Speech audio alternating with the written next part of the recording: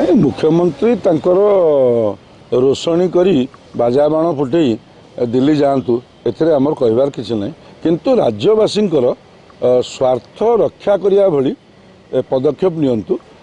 वास्तविक देखा जाउछि बीजेडी दलर जो प्रवक्ता माने हुंतु जो माने जो भली भाव में बयानबाजी करिसंती ताहा द्वारा कौन स्वार्थ रक्षा हो पार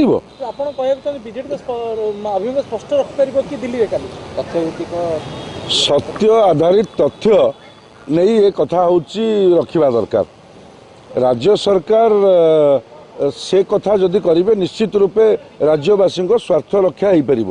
द्वितीय कथा होची भारतीय जनता पार्टी स्पष्ट करिछि ता अभिमुख्य जे अण मौसुमी समय महानदीर इंचे जल कमिब ना।